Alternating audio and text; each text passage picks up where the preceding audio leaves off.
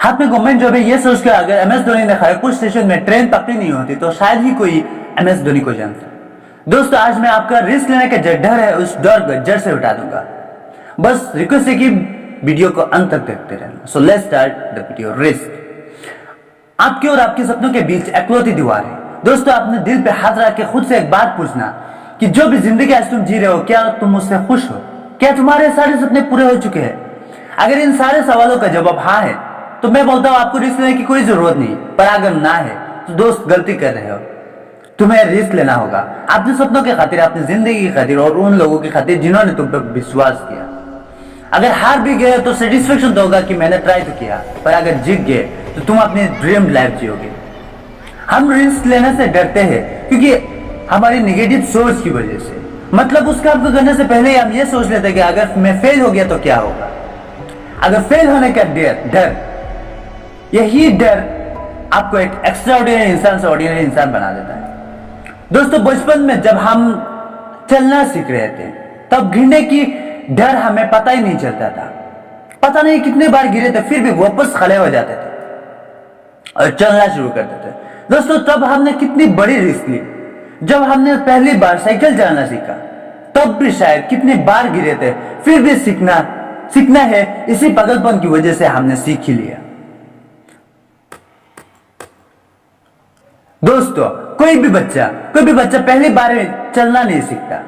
कोई भी इंसान पहली बार भी साइकिल चलाना भी नहीं सीखता। तो जिंदगी के बारे में हम क्यों एक्सपेक्ट कर लेते हैं कि एक बार में ही हम सक्सेसफुल हो जाएंगे। ये तो गलत है ना। सक्सेस के रास्ते में कोई बार गिरोगे, हारोगे, पर वापस उसी जोश के साथ खड़े हो जाना जिस जोश के साथ आपने बचपन में चलना सीखा था। यकीन मानना यार, यहाँ पर भी आप एक ना एक दिन सक्सेसफुल हो जाओगे। दोस्तों हमें रिस्क लेना होगा क्योंकि यही चीज हमारे लिए रास्ता बनाएगी जिससे कि हम अपने सपनों तक पहुंच सके। जाने अनजाने में आज तक हमने बहुत सारी चीजों पे रिस्क लिया। कुछ चीजों में सक्सेस मिला, बहुत चीजों में फेलियर का सामना भी करना पड़ा।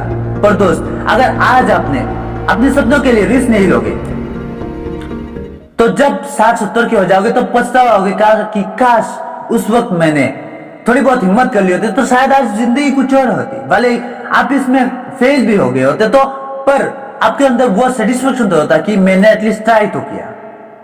दोस्तों शायद ये बातें अभी आपके लिए मायने नहीं रखेगी, पर किसी बुजुर्ग से ये बात पूछना आपको सारे सवालों का जवाब मिल जाए। पर दोस्त रिस्क लेने का मतलब ये तो नहीं कि पहले अटेम्प्ट में ही सक्सेस को अपनी गुलाम बना दो। ऐसे बहुत कम केसेस में होता है क्योंकि पहली बार अगर हम कुछ ट्राई करते हैं तो हमें उसका एक्सपीरियंस नहीं होता। कई सारे बातें, कई सारी चीजों के बारे में हमें पता नहीं होता।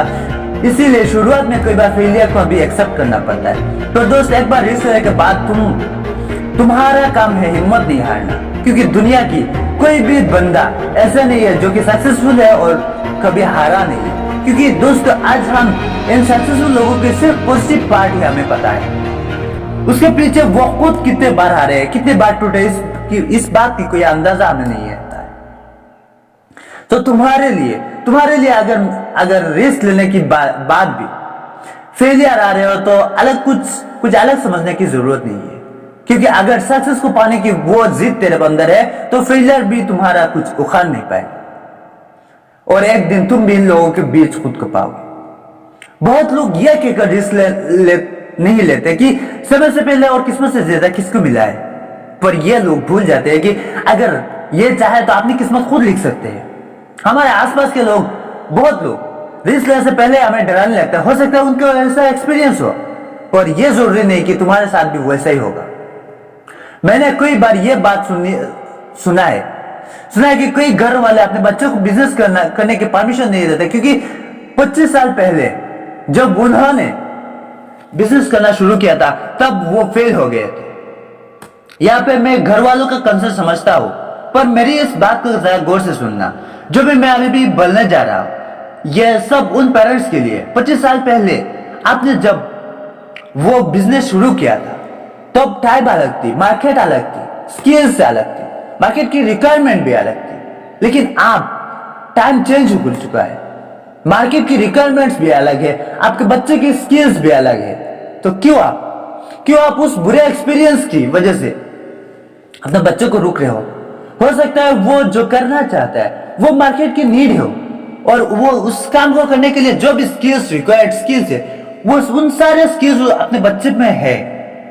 और फिर भी अगर आप उस बच्चे को रोक रहे हो तो याद रखना, अगर Bill Gates, mark Zuckerberg, Dhirubhai Ambani MS Dhoni को अगर किसी ने उस वक्त रोक दिया होता तो क्या वो आज उस मकाम पे पहुंच पाते?